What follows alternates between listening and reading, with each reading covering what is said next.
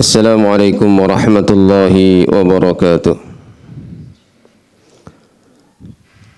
Innal hamdalillah nahmaduhu wa nasta'inuhu wa nastaghfiruh wa natubu ilaihi wa nastahdi wa na'udzu billahi min syururi anfusina wa min sayyiati a'malina. May yahdihillahu fala mudilla lahu wa may yudlil fala hadiya lahu. Alhamdulillah ala fitratil Islam wa ala kalimatil ikhlas wa ala dini nabiyyina Muhammadin sallallahu alaihi wasallam wa ala millati abina Ibrahim hanifan wa ma kana minal musyrikin. Allahumma bika asbahna wa bika amsayna wa bika nahya wa bika namutu wa ilaikan nusyur. Asyhadu an la ilaha illallah wahdahu la syarika lah wa asyhadu anna Muhammadan abduhu wa rasuluh. Allahumma salli ala Muhammad wa ala ali Muhammad kama sallaita ala ali Ibrahim innaka Hamidum Majid. Wa barik ala Muhammad wa ala ali Muhammad kama barakta ala ali Ibrahim innaka Hamidum Majid. Ya ayyuhalladzina amanu taqullaha haqqa tuqatih wa la tamutunna illa wa antum muslimun amma ba'd. Ma'asyiral ikhwah fid din rahimani wa rahimakumullah. Alhamdulillah, pagi hari ini marilah kita tidak lupa untuk senantiasa menambah rasa syukur kita kepada Allah Subhanahu wa taala. Setelah Allah Subhanahu wa taala menghidupkan kita dengan mengembalikan ruh kita sehingga bisa melaksanakan dan melanjutkan ubudiyah kita kepada Allah Subhanahu wa taala. Mudah-mudahan Allah Subhanahu wa taala membimbing kita dan memberikan istiqomah senantiasa berada di atas ketaatan kepadanya dan menjadikan amal terbaik kita adalah amal terakhir kita di dunia. Amin ya rabbal alamin. Pagi hari ini kita akan lanjutkan membaca kitab Mukhtasar Minhajil Qasidin lil Imam Muhammad Ahmad bin Abdurrahman bin Qudamah Al-Maqdisi rahimahullahu ta'ala. Kita sudah membahas tentang afatul lisan atau afatul kalam, tentang penyakit-penyakit lisan atau kalam, yaitu memuji. Di mana memuji ini efeknya bisa kembali kepada orang yang memuji itu sendiri ataupun kepada orang yang dipuji. Orang yang memuji ketika melihat orang yang dipuji, maka bisa jadi pujiannya melebihi batas. Orang yang tidak layak dipuji, kemudian ia puji. Sementara bagi yang dipuji, maka dikhawatirkan akan menyebabkan banyak kesombongan dan bangga diri. Sehingga hal ini harus berhati-hati di dalam memuji seseorang.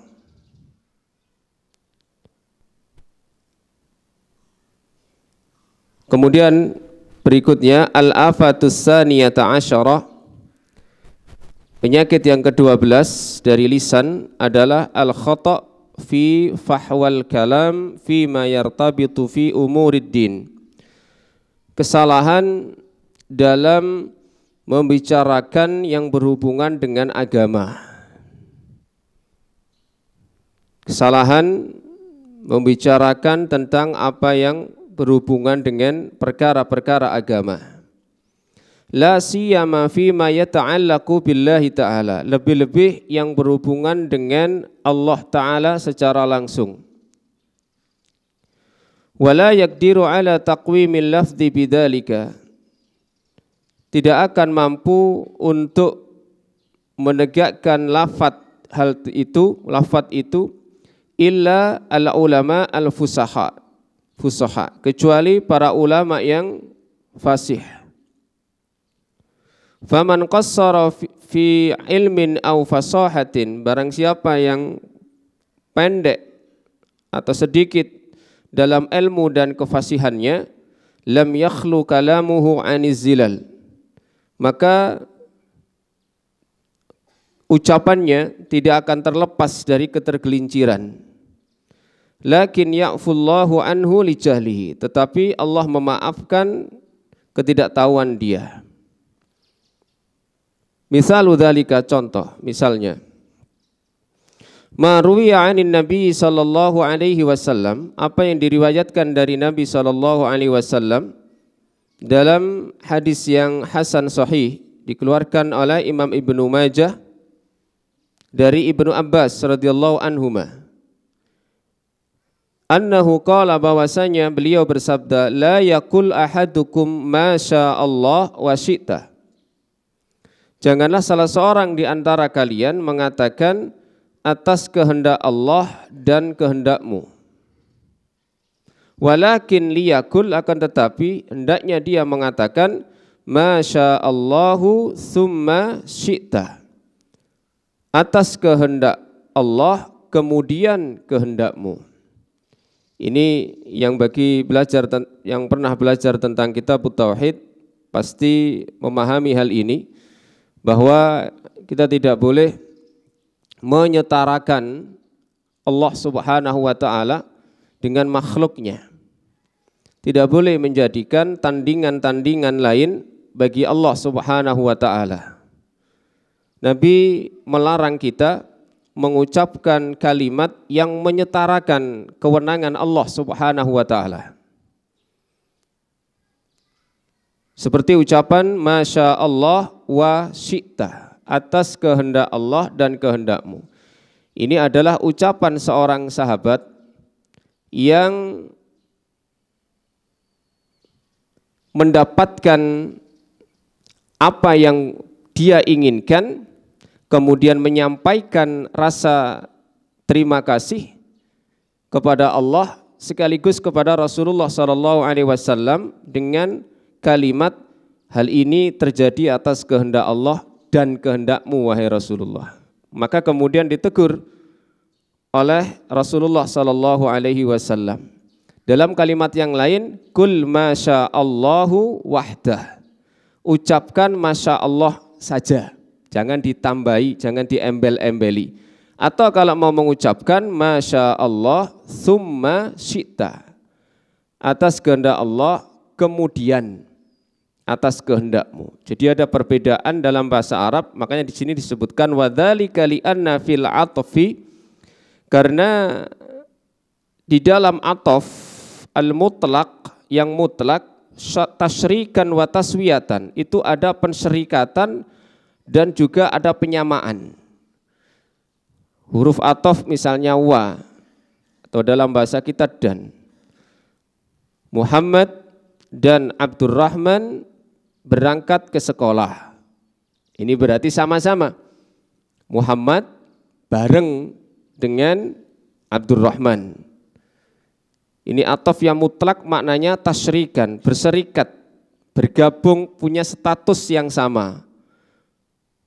Berbeda kemudian dirubah kalimatnya, Muhammad summa, Muhammad kemudian, berarti Muhammad Abdurrahman, berarti Abdurrahman ini ada di belakangnya. Sehingga ucapan wa atau dan dalam hal ini, masalah kehendak ini tidak boleh, karena menyamakan dengan Allah Subhanahu wa taala. Walaupun ini dikategorikan para ulama dengan asyirkul asghar, syirik yang kecil. Atau misalnya kita kadang tidak sadar ya, orang Jawa mengucapkan keteng ya kon mang tak ilingno, ya, maksudnya begitu ya. Nah, ini menunjukkan bahwa seolah-olah dia memiliki andil, walaupun sebenarnya dalam hatinya tidak memiliki maksud seperti itu barangkali.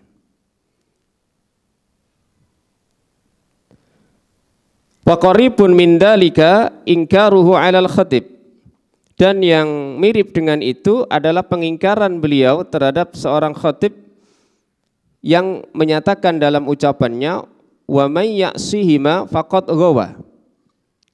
Ini dalam riwayat yang sahih Imam Bukhari, Imam Muslim, Nasa'i, kemudian Abu Dawud dan juga Imam Ahmad dari Adi bin Hatim. Barang siapa yang bermaksiat kepada keduanya, berarti dia telah tergelincir. Wa qala, kemudian Nabi mengatakan, kul wa may ya'sillaha wa rasulah. Katakan barang siapa yang bermaksiat kepada Allah dan Rasulnya.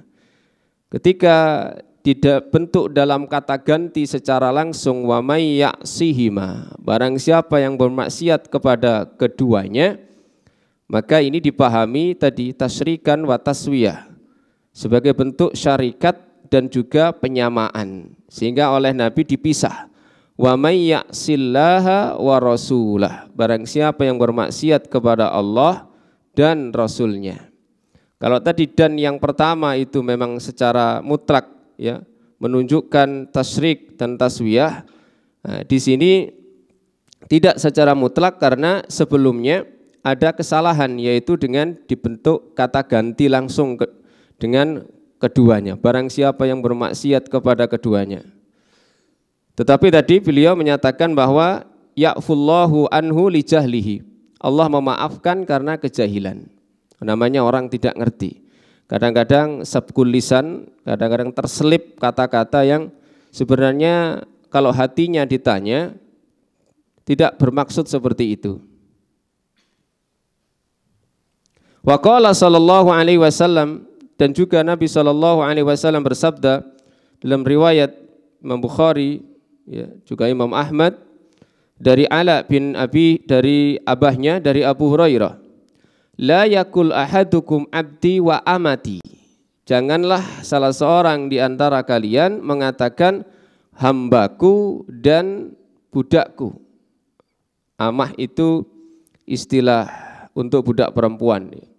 Kullukum abidullah, karena setiap kalian adalah hamba Allah. Tidak boleh menghambakan kepada sesama hamba, memanggil hamba kepada sesama hamba. Wa kullu nisaikum ima'ullah, dan setiap wanita kalian adalah ima'ullah, hamba sahaya perempuannya Allah. Walakin liyakul, tetapi hendaknya dia mengatakan gulami wa jariyati, gulam dan jariyah. Gulam untuk laki-laki, jariyah untuk perempuan. Wa qala an-Nakhai, Al-Imam An-Nakhai mengatakan, idza qala ar-rajulu lir-rajuli, apabila ada seseorang berkata kepada orang lain, ya himar, ya khinzir, wahai himar, wahai khinzir. Wahai khinzir, mana khinzir? Babi ya. Wahai himar, wahai keledai, wahai babi. Ada orang manggil begitu. Qila lahu yaumal qiyamah, maka dikatakan nanti pada hari kiamat, ara'aitani khalaqtahu khimaran, apakah kamu melihat bahwa aku menciptakan dia sebagai seekor keledai sehingga kamu memanggilnya dengan panggilan wahai keledai? Au ara'aitani khalaqtuhu khinziran, ataukah engkau melihatku aku telah menciptakannya menjadi seekor babi? Jadi ditegur oleh Allah, ditagih ucapan dia yang memanggil hamba Allah, makhluk manusia itu dengan panggilan himar maupun babi. Ditanyakan ucapan itu oleh Allah Subhanahu wa taala. Fahada wa amsaluhu mimma yadkhulu fil kalam. Dan ini yang semisalnya ini masuk dalam pembicaraan, wala yumkinu hasruhu, dan tidak mungkin untuk membatasinya, artinya sangat banyak. Wa man ta'ammala ma awradnahu fi afatil lisan, maka barang siapa yang angen-angen atau memikirkan apa yang kami sebutkan tentang penyakit-penyakit lisan, alima annahu idza atlaqa, maka dia akan tahu apabila idza atlaqa lisanahu, dia mudah lisannya ini mengucapkan, memutlakkan ucapan apapun yang dia inginkan, lam yaslam, maka dia tidak selamat. Wa inda dzalika ya'rifu, dan saat itu dia akan paham sirra qaulihi sallallahu alaihi wasallam, rahasia sabda Rasulullah sallallahu alaihi wasallam, man somata najat. Barang siapa yang diam maka dia selamat. Hadis ini sahih diriwayatkan oleh Imam At-Tirmidzi juga Imam Ahmad dari Abdullah bin Amr. Barang siapa yang diam maka dia selamat. Li'anna hadhil afat, karena penyakit-penyakit ini mahalik wahiyya ala tariqil mutakallim, adalah hal-hal yang membinasakan dan ini lewat orang yang berbicara. Artinya orang yang berbicara dengan penyakit-penyakit lisan yang kita sebutkan tadi adalah sumber kebinasaan. Fa in sakata salima. Tapi kalau dia diam maka dia akan selamat. Kemudian al-afatus salisata asyrah. Penyakit yang ke-13, su'alul awam an sifatillahi subhanahu wa ta'ala wa kalamihi. Pertanyaan orang awam tentang sifat-sifat Allah subhanahu wa ta'ala wa kalamihi, dan firman-firmannya. I'lam anna syaitana yukhayyilu ilal ami annaka bi khawdika fil ilmi takunu minal ulama'i wa ahlil fadl. Ketahuilah bahwa setan itu yukhayyilu membuat semacam ketakhayulan, sesuatu yang menjadi sebuah khilah kepada orang awam, artinya menipu orang awam, annaka bi khawdika fil ilmi, bahwa pembicaraanmu tentang ilmu takunu minal ulama wa ahlil fadl, menjadikan engkau termasuk bagian ulama dan memiliki keutamaan. Orang awam itu ketika melihat orang pinter ngomong, maka akan menyangka bahwa orang itu adalah orang yang alim. Orang awam akan seperti itu. Dan itu dihembuskan oleh setan terus menerus. Oh, bahwa si fulan ini orang yang alim, orang yang punya keutamaan. Fala yazalu yuhabbibu ilaihi dzalika hatta yatakallam. Nah, orang yang dianggap berilmu tadi dijadikan senang terhadap hal tersebut sampai yatakallam bima huwa kufrun wa huwa la yadri. Dia berbicara tentang apa yang sebenarnya itu adalah kekufuran, sementara dia dalam kondisi tidak sadar, tidak tahu.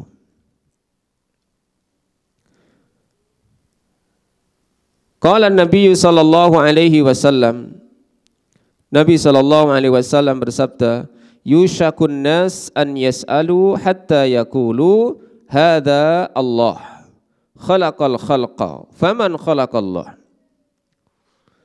Dikhawatirkan nanti akan ada orang-orang yang bertanya sampai kemudian mereka berkata atau bertanya, ini adalah Allah yang telah menciptakan makhluk. Lalu siapa yang menciptakan Allah?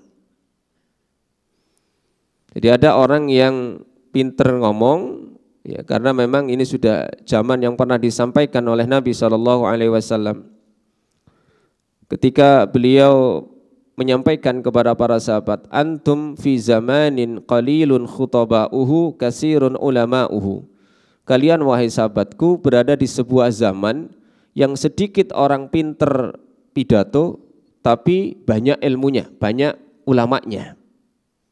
Retorikanya tidak begitu baik, tetapi ilmunya Masya Allah mendalam. Dan itu Nabi menyampaikan di hadapan para sahabat. Banyak orang yang berilmu tapi tidak begitu bisa ngomong. Tapi nanti di akhir zaman akan datang suatu zaman qalilun ulama'uhu kasirun khutaba'uhu. Sedikit orang yang berilmu tapi yang pinter pidato banyak.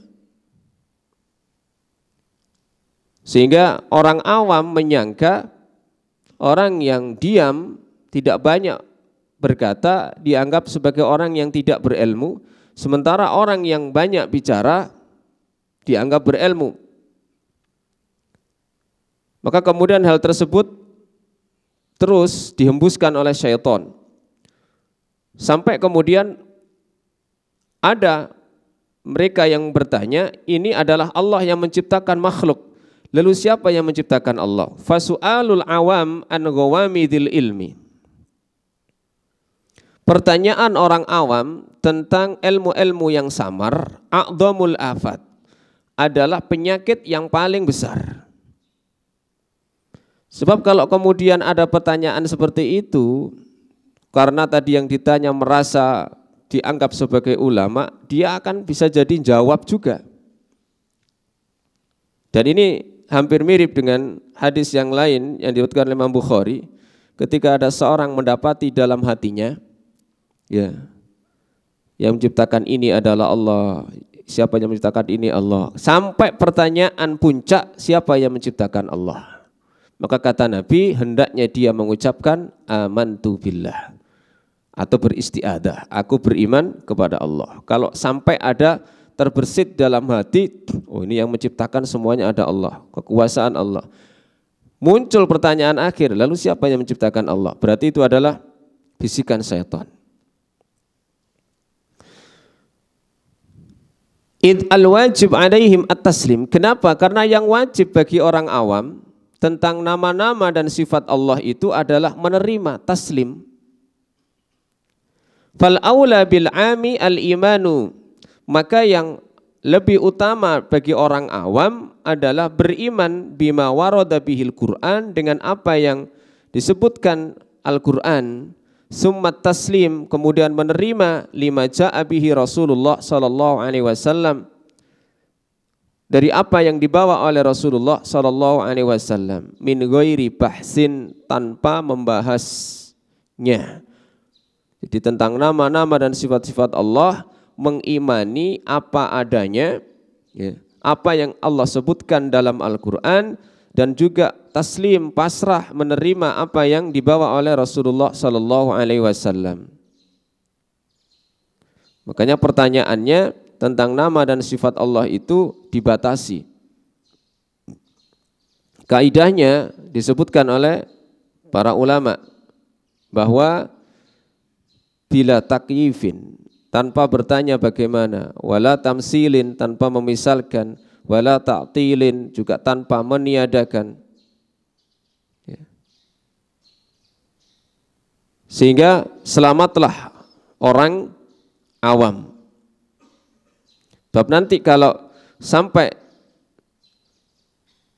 mendetail, maka akan muncul pertanyaan seperti tadi. Wan shighalu fastighaluhum bil ibadat, dan mereka disibukkan dengan ibadah saja. Fa inna istighalahum bil bahsi, karena kesibukan mereka membahas ala asraril ilmi, an asraril ismi, tentang rahasia-rahasia ilmu, kabahsi saimatid dawab, seperti hewan ternak yang membahas an asraril malik, tentang rahasia-rahasia raja. Wallahu a'lam.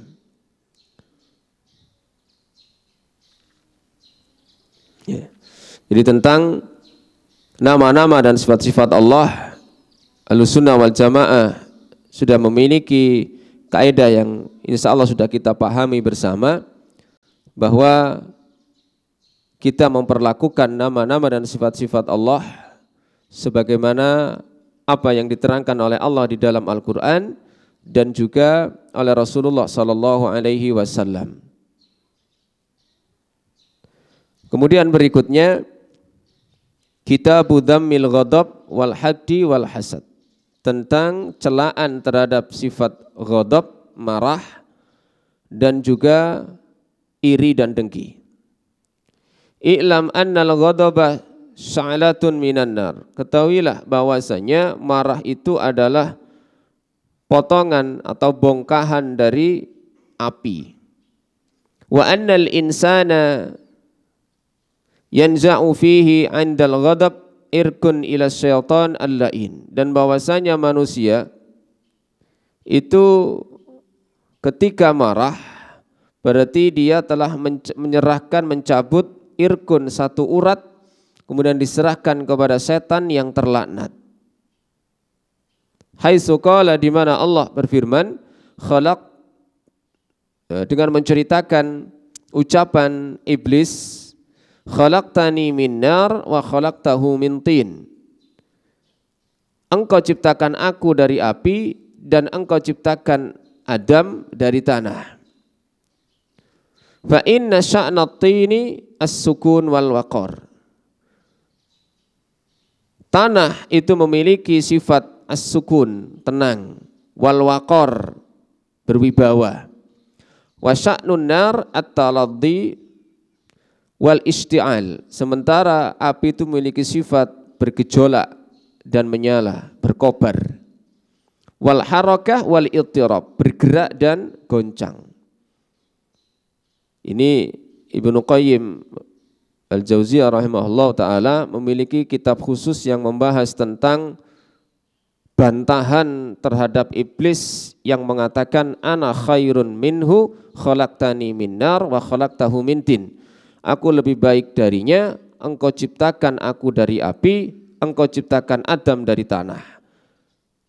Iblis menganggap bahwa api lebih baik daripada tanah. Dan itu disampaikan banyak sekali argumentasi bantahan bahwa tidak benar kalau api lebih baik dari tanah. Justru tanah itu lebih baik daripada api. Di antara sifatnya ini, tanah itu tenang. Tenang, anteng, ya, tidak banyak bergejolak. Sementara api ya, bergejolak, berkobar dan selalu naik tarafuk, merasa tinggi dia. Tidak ada api itu kemudian tawaduk, tunduk, tidak ada. Selalu ke atas dia, menonjolkan dirinya. Sementara tanah itu ya memiliki sifat tawaduk, longsor, ya, merendahkan dirinya, jatuh. Api pun memiliki sifat banyak bergerak, wal ittirab dan juga goncang. Kemudian api itu sifatnya merusak, sementara tanah sifatnya membangun. Dan lain sebagainya disebutkan oleh Ibnu Qayyim. Wa min nataijil ghadab. Nah, hasil dari marah adalah al-haqdu wal hasad. Dengki dan iri atau iri dan dengki. Hampir sama antara al-haqdu wal hasad ini. Wa mimma yadullu ala dhammil ghadab, dan di antara yang menunjukkan tercelanya sifat marah ini adalah qaulun Nabi sallallahu alaihi wasallam, sabda Nabi sallallahu alaihi wasallam, lirrajulil ladzi qala lahu, kepada laki-laki yang meminta nasihat kepada beliau sallallahu alaihi wasallam, ausini, berilah wasiat kepadaku. Maka Nabi memberikan wasiat dengan ucapan yang sangat singkat, la taghdab. Faraddada alaihi miraran, sampai mengulangi 3 kali orang ini minta wasiat, Nabi tetap jawabannya sama, la taghdab, jangan marah. Wa fi hadisin akhar anna ibn Umar radhiyallahu anhuma, di dalam hadis yang lain bahwa Ibnu Umar radhiyallahu anhuma sa'alan Nabiy sallallahu alaihi wasallam, bertanya kepada Nabi sallallahu alaihi wasallam, dan ini hadisnya adalah hasan, dikeluarkan oleh Ahmad, Ibnu Hibban, ya, dari Ibnu Umar tadi, madza yub'iduni min ghadabillahi azza wajal, wahai Rasulullah, apa yang bisa menjauhkan diriku dari ghadab, murka, kemarahan Allah azza wajalla? Qala la taghdab, jangan marah.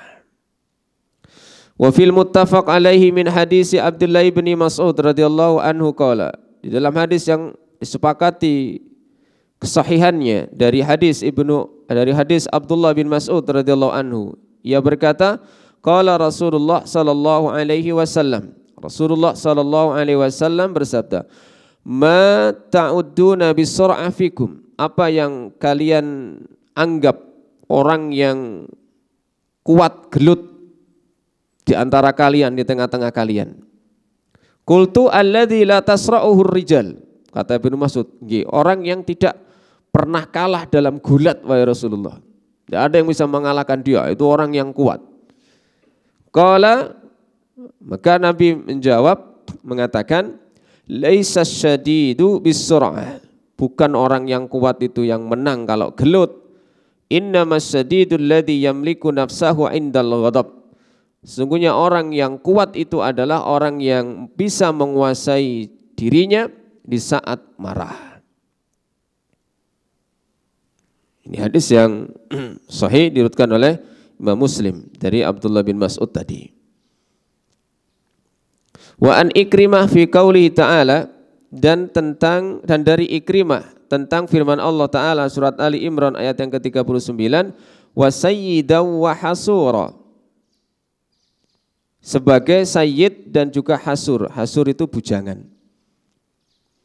Ini dijadikan dalil oleh Imam Syafi'i.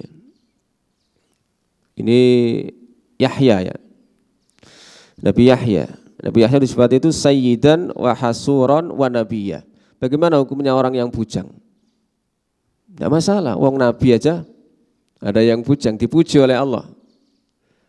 Wa sayyidan wa hasura. Sayyid di sini maknanya adalah alladzi yamliku nafsahu indal ghadab wa la yaghlibuhu ghadabuhu.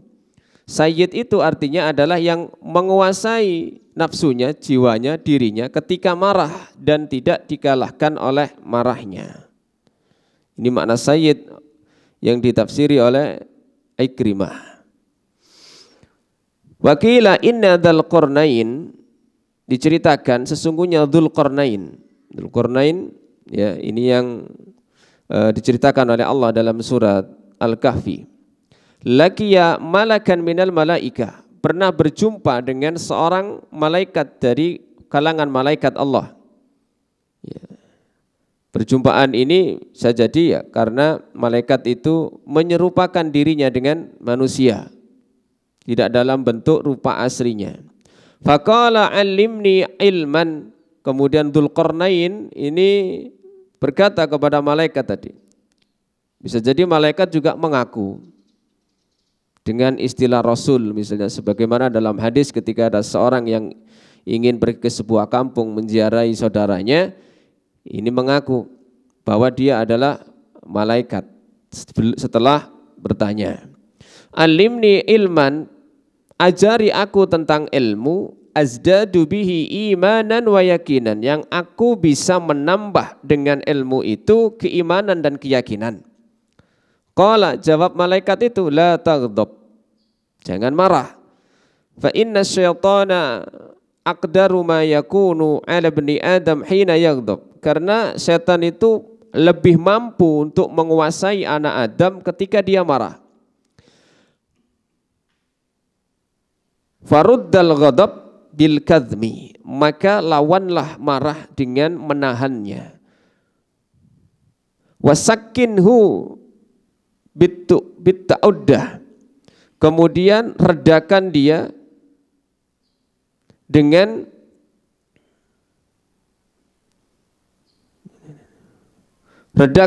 dengan menahan amarah.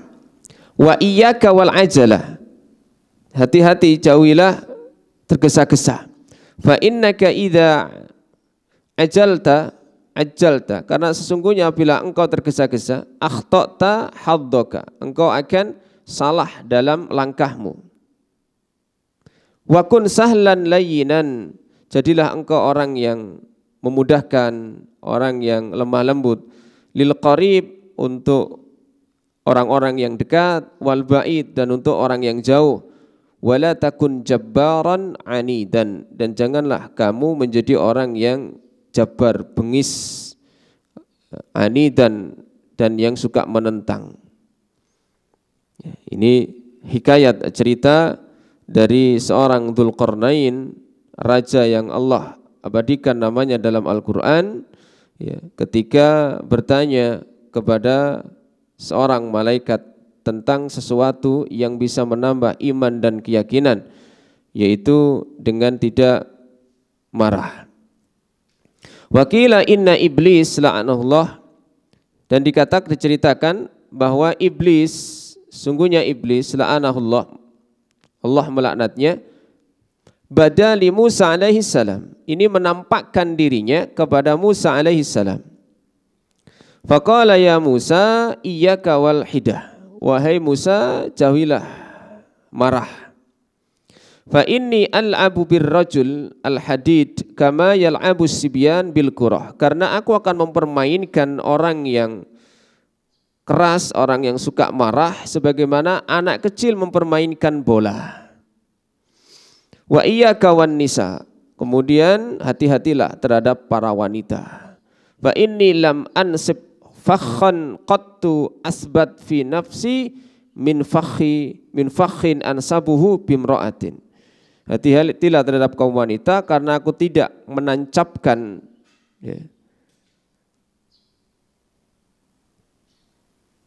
tipu daya sama sekali yang lebih kokoh pada diriku melebihi tipu daya seorang wanita yang aku tempatkan pada seorang wanita. Wa iyyaka was-suha, hati-hati terhadap sifat kikir.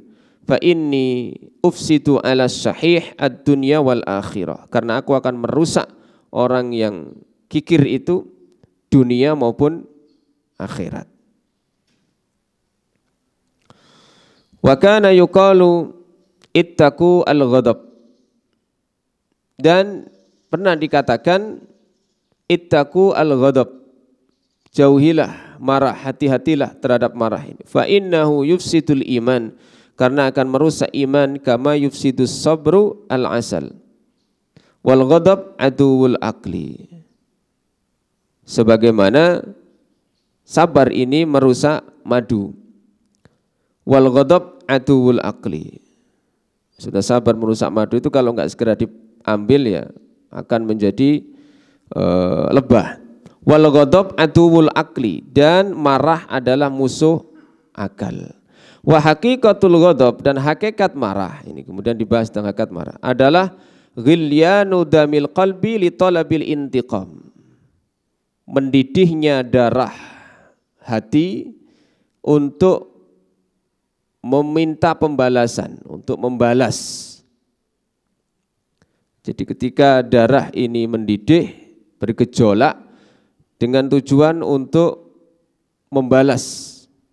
Famata ghadibal insanu, maka kapan manusia itu marah, sarat narul ghadab, maka nyalalah api kemarahan. Sauranan yaghli bihi damal qalbi, dengan menyala yang bisa membuat darah hati ini mendidih. Wa yantashiru fil uruq, kemudian menyebar ke urat-urat. Wa yartafi'u ila a'alil badan, kemudian naik ke badan bagian atas. Kama yartafi'ul ma alladhi yaghli fil qidr, sebagaimana air yang digodok di semacam kuali, itu asalnya yang bawah ini yang panas, kemudian naik sehingga yang atas pun memanas.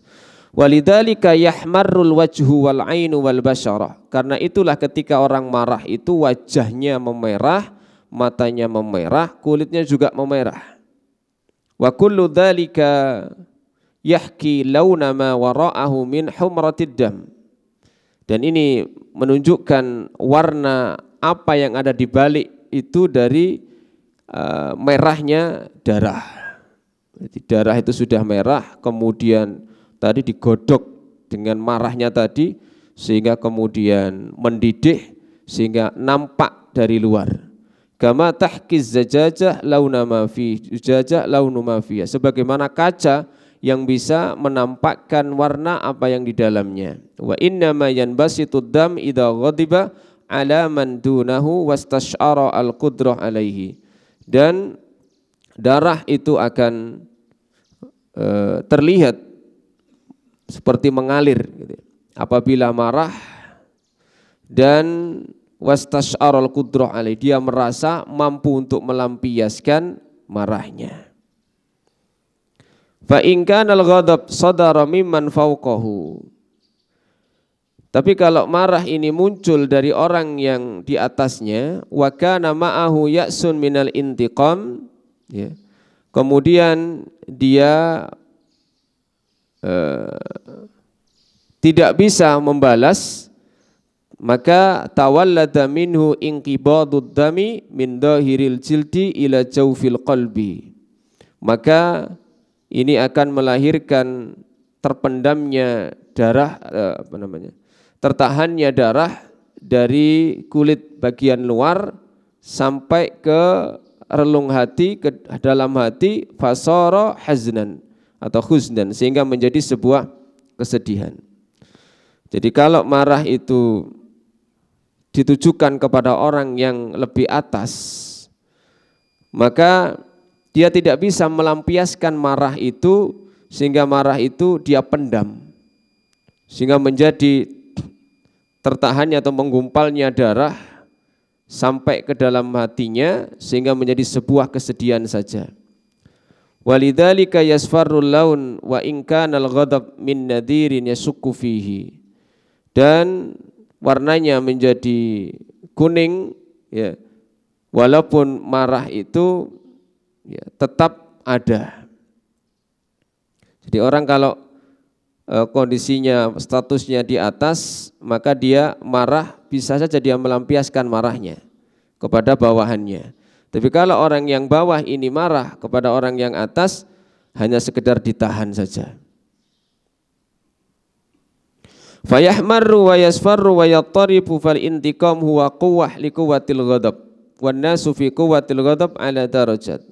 Manusia dalam kekuatan marahnya ada 3 derajat, ifrat wa tafrid wa i'tidal, yaitu berlebihan, kemudian tafrid, ini sama sekali tidak memiliki marah, tidak tergugah, kemudian yang ketiga adalah i'tidal, tengah-tengah. Fala yuhmadul ifratu fiha, nah, yang berlebihan tentu tidak terpuji. Li'annahu yukhrijul aqla waddin, karena akan mengeluarkan, memisahkan akal dan agama, an siyasatiha, dari siasat keduanya. Fala yabqa lil insani ma'adzalika nadharun wala fikrun wala ikhtiyar, sehingga menjadikan orang ketika marah ini akalnya sudah tidak ada ya, agamanya tidak bisa ngerem dia, sehingga dia tidak bisa melihat, tidak bisa berpikir, dan tidak bisa memilih.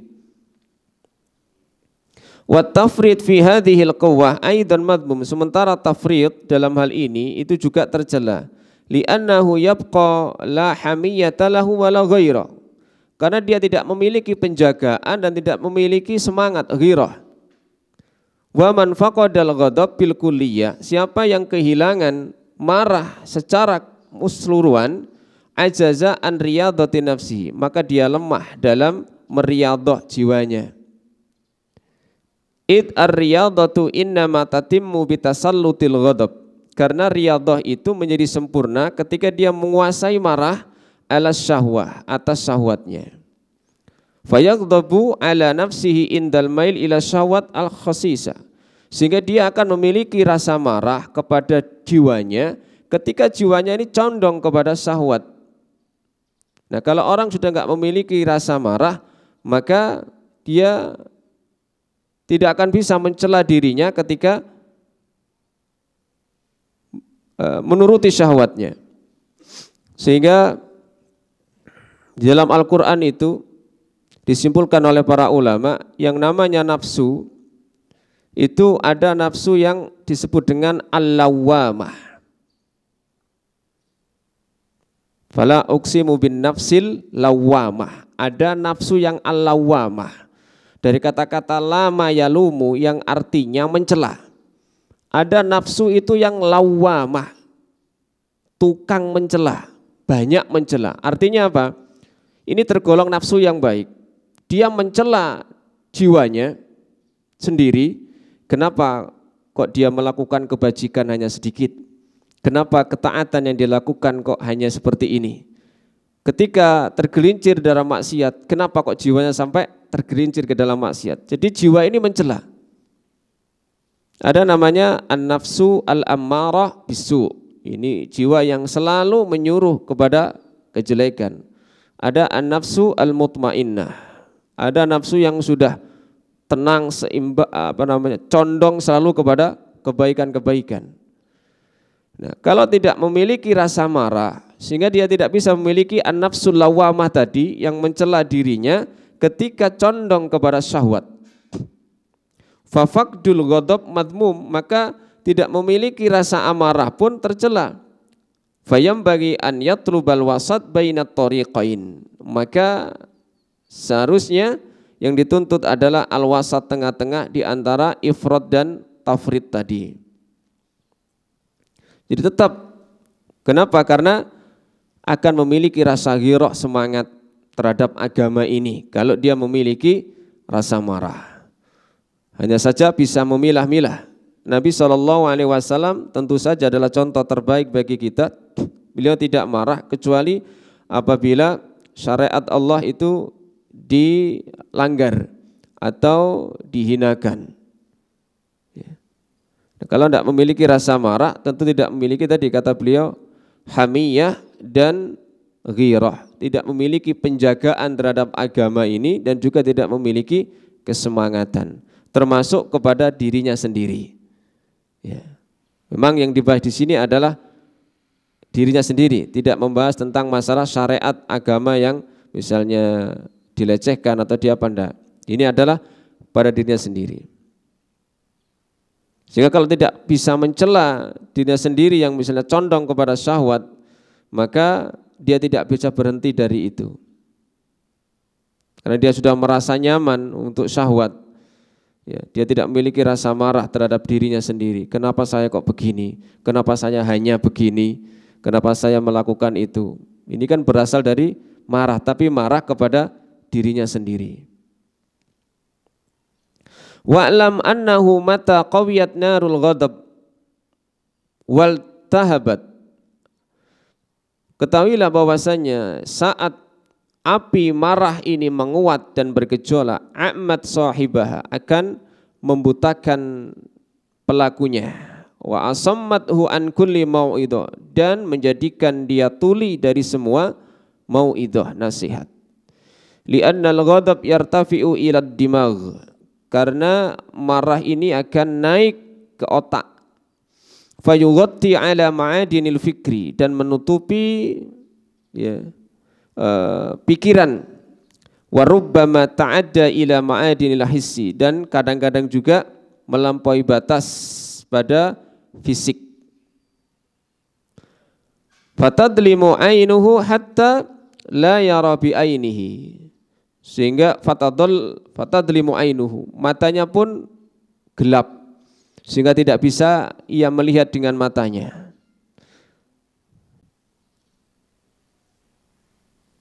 Wa taswaddud dunya fi wajhihi, dan dunia pun dilihat hitam pada wajahnya. Wa yakunu dimaghuhu ala misali kahfin, dan otaknya ini seperti permisalan gua udrimat fihi nar, yang di situ dinyalakan api, faswadda jawwuhu, sehingga kemudian akhirnya udara di situ pun menjadi hitam. Wamtala'a bid-dukhan, dan dipenuhi dengan asap. Wa kana fihi sirajun dha'ifun, walaupun di situ tadi ketika dinyalakan ada cahaya tetapi lemah. Fantofa'a, lalu padam. Fala yasbutu fihi qadam wala tasma'u fihi kalimah, sehingga tidak bisa mendengar lagi kalimat, kata. Wala tara fihi surah, dia tidak bisa melihat lagi gambaran seperti apa di situ, ada orang apa enggak, ada apa. Wala yaqdiru ala itfa'in nar, dan pun dia tidak mampu untuk menyalakan api. Wa kadzalika yaf'alul ghadab bil qalbi wad dimag wa rubbama zadal ghadab faqatala sahibahu, sehingga bisa jadi marah itu bisa membunuh pelakunya. Sehingga Nabi SAW pun ketika ada orang yang marah, maka beliau menyatakan, kalau salah seorang di antara kalian marah sambil dalam kondisi berdiri, maka hendaknya dia duduk. Kalau dalam kondisi duduk, makanya dia berbaring. Nah, kemudian beliau menyarankan supaya berwudu dalam rangka meredakan api marah itu. Kemudian paragraf yang terakhir, wa min asaril ghadab fid dhahir, dan di antara pengaruh marah pada dhahir yaitu taghyirul laun, tadi perubahan warna, menjadi merah matanya, wajahnya. Wa syiddatur ra'dah fil atraf wa khurujul af'al anit tartib. Jadi banyak hentakan-hentakan kemudian keluarnya perbuatan-perbuatan yang tidak tertib, ya, wastihalatul khilqah wa ta'ati fi'lil majanin, dia seperti orang gila, ya, perbuatannya. Walau ra'al ghadban suratahu fi hali ghadabihi wa qabhiha lasakanal ghadab min tilkal hal. Seandainya orang yang marah itu melihat, ya, wajahnya, melihat kondisi fisiknya, luarnya ketika saat marah, maka orang itu bisa jadi saat marah akan tenang. Ternyata begini kondisi saya ketika saya marah, wajah saya begitu. Kemudian tangan saya, mata saya. Wa ma'lumun anna qabhal batin a'dham, dan diketahui bahwa buruknya dari sisi batin itu lebih agung. Ini marah yang bersifat pribadi, ya. Sehingga ketika kita, ya, dalam kondisi marah karena satu hal yang berkenaan dengan kepribadian kita, maka hendaknya kita berupaya untuk wal kadhimina, berusaha untuk menahan. Jika itu berkenaan dengan diri kita, maka boleh seseorang itu membalas sesuai dengan kadarnya, tidak boleh berlebihan. Namun yang lebih baik adalah memaafkan orang yang menyakiti kita misalnya. Dibolehkan membalas sesuai dengan kadar, tidak boleh berlebihan. Tapi memaafkan itu lebih baik. Dan menahan marah ketika mampu melampiaskan, ini jauh lebih baik daripada menahan marah karena memang tidak mampu melampiaskan marahnya. Dia mampu melampiaskan marah itu kepada orang lain karena mungkin kedudukannya lebih tinggi, ya, tetapi dia tahan marahnya itu. Dibandingkan dengan orang yang memang menahan amarah karena terpaksa, karena dia tidak bisa melampiaskan marahnya. Dan wasiat Nabi SAW tentu kepada salah seorang sahabat, ini adalah pelajaran bagi kita bersama, yaitu agar kita tidak marah sampai diulangi 3 kali, menunjukkan betapa pentingnya menjaga amarah. Lawannya amarah adalah ar-rifqu, yaitu lemah lembut dan memaafkan. Dan Allah selalu membawakan kebaikan di setiap sifat kelemah lembutan kita. Demikian yang dapat kami sampaikan, mudah-mudahan menjadi ilmu yang bermanfaat. Kita tutup dengan doa kafaratul majlis. Subhanakallahumma wa bihamdika asyhadu an la ilaha illa anta astaghfiruka wa atubu ilaik. Assalamualaikum warahmatullahi wabarakatuh.